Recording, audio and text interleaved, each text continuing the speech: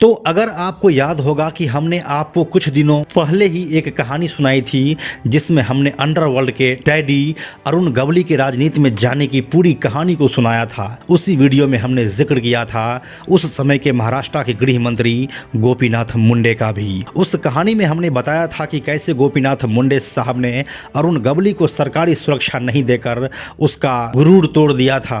यह साल 1995 में अंडरवर्ल्ड के मुंह पर गोपीनाथ मुंडे द्वारा लगाया गया एक करारा तमाचा था। इतना ही नहीं, मुंबई में अंडरवर्ल्ड के सफाए में गोपीनाथ मुंडे साहब का एक बड़ा योगदान रहा है। आज की इस कहानी में हम देखने वाले हैं कि जिस समय मुंबई में अंडरवर्ल्ड किसी की नहीं सुन रहा था, उस समय में किस तरह से गोपीनाथ मुंडे साहब ने उसको घुटने टेकने पर मजबूर कर दिया। बहुत ही रोमांच और दिलचस्प से भरी हुई है आज की यह कहानी, इसलिए आप हमारे साथ इस वीडियो के आखिर तक बने रहिए। नमस्कार, मेरा नाम है प्रशांत और आप देख रहे हैं बेजोड़जोरा.com का यूट्यूब चैनल। यह सब शुरू हुआ था गोपीनाथ मुंडे साहब से। अगर मुंडे साहब की बात करें तो उनका जन्म 12 दिसंबर 1949 को पार्ली नामक एक जगह पर हुआ था, जो उस समय हैदराबाद स्टेट का हिस्सा था और अभी यह महाराष्ट्र में है। गोपीनाथ मुंडे फर्स्ट टाइम साल 1978 में महाराष्ट्र की विधानसभा का चुनाव लड़े थे। वह लातूर जिले के रेनापुर सीट से चुनाव लड़े थे, लेकिन उनको हार का सामना करना पड़ा। इसके बाद वह साल 1980 में दोबारा उसी सीट से भारतीय जनता पार्टी के टिकट पर चुनाव लड़े और जीते। इसके बाद तो जैसे कि सिलसिला ही शुरू हो गया। वह उस सीट से लगातार 1995, 1999 और 2004 में जीते। साथ ही साल 1991 से लेकर 1995 तक वह महाराष्ट्र के विधानसभा में लीडर ऑफ अपोजिशन भी रहे। जब मुंडे साहब साल 1980 में जीतकर मुंबई पहुंचे थे, तब अंडरवर्ल्ड यहां पर अपना पैर जमा चुका था, लेकिन इसमें मुंडे साहब कुछ कर नहीं पा रहे थे क्योंकि उनके पास वह पावर नहीं था। इसके बाद जब साल 1991 में वह लीडर ऑफ अपोजिशन बने, तब उन्होंने जोर शोर से इस मुद्दे को विधानसभा में उठाया था। इसके बाद साल 1993 में बॉम्बे ब्लास्ट हुआ।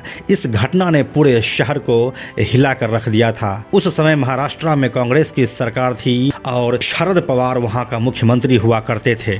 इस घटना के 2 सालों के बाद फिर से इलेक्शन हुआ और साल 1995 में शिवसेना और बीजेपी ने मिलकर सरकार बनाई। मुख्यमंत्री की कुर्सी मिली शिवसेना से मनोहर जोशी को और उप मुख्यमंत्री की कुर्सी मिली बीजेपी से गोपीनाथ मुंडे को। लेकिन यहाँ पर एक और प्लस पॉइंट हो गया जब मुंडे साहब को गृह मंत्रालय भी मिल गया, यानी कि अब इस शहर के साथ साथ राज्य के लॉ एंड ऑर्डर की जिम्मेदारी भी गोपीनाथ मुंडे साहब की थी। साल 1980 से देख रहे सपने को 15 साल बाद अब सच करने का समय आ गया था। वो सपना जिससे यह शहर हमेशा के लिए अंडरवर्ल्ड की गिरफ्त से दूर हो जाता। गोपीनाथ मुंडे ने इस सिलसिले की शुरुआत की थी अरुण गवली से। उसकी कहानी कुछ इस तरह से है। साल 1995 में शिवसेना ने भारतीय जनता पार्टी के साथ मिलकर फर्स्ट टाइम महाराष्ट्र में गवर्नमेंट बनाई थी। जब से शिवसेना बनी थी, उस समय से अभी तक पहली बार वह पावर में आई थी। भले ही बाला साहेब ठाकरे किसी संवैधानिक पोस्ट पर नहीं थे, लेकिन सरकार की बागडोर उनके ही हाथ में थी। जब यह सरकार बनी थी तब अरुण गवली जेल में थे, लेकिन शिवसेना भाजपा सरकार के गठन के कुछ महीनों बाद ही गवली जमानत पर पुणे के यरवड़ा जेल से बाहर आ गए। उनके बाहर आते ही भाई खला के दगड़ी चौल में उनका भव्य स्वागत हुआ। मंच पर बाला साहेब की फोटो लगाई गई और उनको पूरा सम्मान देते हुए गवली के जेल से बाहर आने का जश्न मना। लेकिन इस जश्न के आगे भी अभी कुछ होना बाकी था। अरुण गवली को मालूम था कि सरकार अब उनके ऊपर कोई नकेल नहीं कसने वाली है अगर मैटर बड़ा नहीं हुआ तो, लेकिन दाऊद से खतरा बरकरार था। अरुण गवली इस बात को भली भांति जानते थे कि दाऊद किसी भी जगह पर कहीं भी सेंधमारी कर सकता है। इसीलिए अरुण गवली ने खुद के लिए पुलिस प्रोटेक्शन की मांग सरकार से कर दी। यह बात बाला साहेब ठाकरे तक गई और वह हंसी खुशी इस बात के लिए राजी भी हो गए, लेकिन सिर्फ उनके राजी होने से क्या ही होता है। गठबंधन की सरकार थी जहां पर दोनों पक्षों शिवसेना और भाजपा की सहमति जरूरी थी।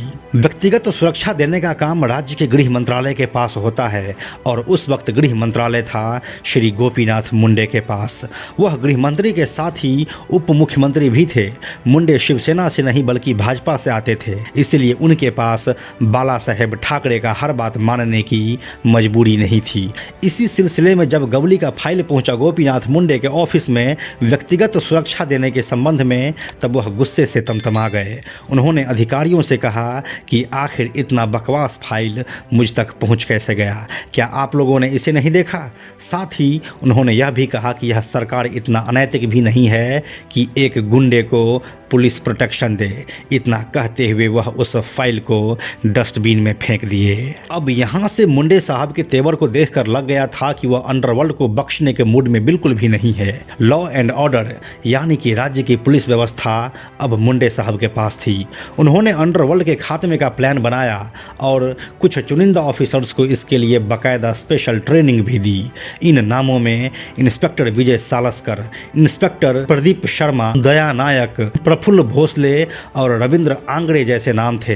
पुलिस को अब अंडरवर्ल्ड को खत्म करने के लिए खुली छूट मिल चुकी थी और ये सभी नाम उस ऑपरेशन को लीड कर रहे थे।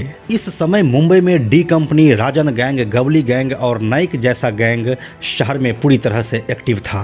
इनको खत्म करने के लिए अब मुंबई पुलिस का जलवा शुरू हो चुका था। साल 1995 में मुंबई में 7 एनकाउंटर हुए, लेकिन ये महज अभी एक ट्रेलर मात्र था। अभी तो असली पिक्चर बाकी थी और यह पिक्चर शुरू हुई साल 1996 से। इस साल मुंबई में कुल 59 एनकाउंटर हुए। फिर यही आंकड़ा साल 1997 में 70 पर पहुंच गया। एक साल में 70 एनकाउंटर से मुंबई अंडरवर्ल्ड की कमर टूट चुकी थी। इस एनकाउंटर में सभी गैंग्स के गुर्गे मारे गए थे। जिसके ऊपर भी शक की सुई जाती थी वह मारा जाता था। ऑफिसर्स ने जनता, बिल्डर्स और उद्योगपतियों से खूब वाहवाही बटोरी, क्योंकि इनसे सबसे ज़्यादा यही लोग परेशान रहते थे। और तभी मीडिया ने इन ऑफिसर्स को नया नाम दिया, एनकाउंटर स्पेशलिस्ट। इन ऑफिसर्स के साथ यह ताज आज तक जुड़ा हुआ है। इन ऑफिसर्स के नाम मात्र से अब गैंगस्टर कांपने लगे थे। उनमें इन लोगों को यमराज नजर आने लगा था। इन एनकाउंटर्स ने शहर में अब गैंग वॉर को लगभग खत्म ही कर दिया था। लेकिन उसी समय मानव अधिकार संस्थाओं की नींद खुली और वह चले गए अदालत के पास। उनके अनुसार ये सभी एनकाउंटर्स फर्जी और गैरकानूनी थे और इसके आड़ में बेगुनाहों को मारा जाता था। लेकिन गैंगस्टर किस समय से बेगुनाह हो गए यह मानव अधिकार वालों ने नहीं बताया। इसके बाद बॉम्बे हाई कोर्ट ने इस मामले को जगह दी और सेशन कोर्ट के जज अग्यार को एक रिपोर्ट सौंपने को कहा। जज अग्यार ने अपनी रिपोर्ट में काफी कड़ी टिप्पणियां की और इन एनकाउंटर्स को गैरकानूनी बता दिया। इस रिपोर्ट के आने के बाद इन ऑफिसर्स को थोड़ा झटका तो लगा। उनको लगा कि अगर अब कोई एनकाउंटर्स जैसा स्टेप उठाएंगे तो हो सकता है कि हम ही गिरफ्तार हो जाएं। इसीलिए अब शहर में लगभग नहीं के बराबर एनकाउंटर होने लगे। इसका परिणाम यह हुआ कि ये सभी गैंग एक बार फिर से एक्टिव हो गए। साल 1999 में यह रिपोर्ट आई थी और इसी साल हुए गैंग वॉर में इस शहर के लगभग 100 आम आदमी मारे गए थे। गैंगस्टर का आत्मविश्वास इतना ज़्यादा बढ़ चुका था कि अब वो मुंबई पुलिस मुख्यालय के सामने ही शूट आउट करने लगे थे। ये सब गोपीनाथ मुंडे साहब के सामने हो रहा था, लेकिन अब तो उनके हाथ में पावर आ चुकी थी। वो भला चुप क्यों बैठने वाले थे। उन्होंने ऑफिसर्स से कहा कि आप लोग अपना काम कीजिए, आप लोगों को अदालती मुकदमे से बचाने की जिम्मेदारी सरकार की है। गृह मंत्री गोपीनाथ मुंडे का सह पाकर एक बार फिर से मुंबई पुलिस के ये जांबाज अपने काम में लग गए और इसी साल यानी कि 1999 में ही कुल 82 एनकाउंटर किए। लेकिन दुर्भाग्य से इसी साल यह सरकार गिर गई और राज्य में कांग्रेस एनसीपी की सरकार आ गई। कांग्रेस एनसीपी की सरकार के आने के बाद एनकाउंटर धीरे धीरे स्लो हो गया। लेकिन साल 1996, 97 और 99 में हुए एनकाउंटर्स ने वास्तव में मुंबई अंडरवर्ल्ड की नींव हिला दी थी। इस बात को भाजपा के बाहर वाले भी मानते हैं कि गोपीनाथ मुंडे साहब जब तक महाराष्ट्र के गृह मंत्री रहे तब तक अंडरवर्ल्ड के पसीने छूट चुके थे। लेकिन उसके बाद के सरकारों ने इस ओर ज़्यादा ध्यान नहीं दिया, जिसका परिणाम आगे चलकर 26/11 के रूप में देखने को मिला। इन सभी एनकाउंटर स्पेशलिस्ट्स की कहानी हम आपको आगे की वीडियोज़ में बताने वाले हैं। अगर मुंडे साहब की बात करें तो साल 2014 में उनको मोदी कैबिनेट में ग्रामीण विकास मंत्री बनाया गया था, लेकिन कुछ ही दिनों के बाद 3 जून 2014 को ही दिल्ली में उनके कार का एक्सीडेंट हो गया और वह हमेशा के लिए इस दुनिया को छोड़कर चले गए।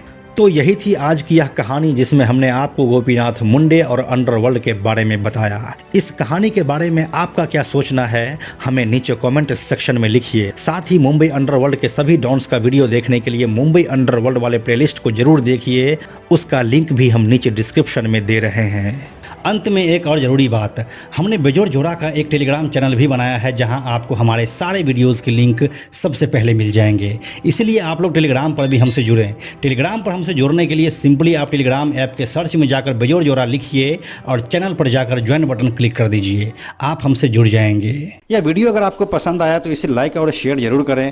आने वाले वीडियोज़ के लिए बेजोड़ जोड़ा को सब्सक्राइब करके बेल आइकन को टच करना ना भूलें। Thank you so much.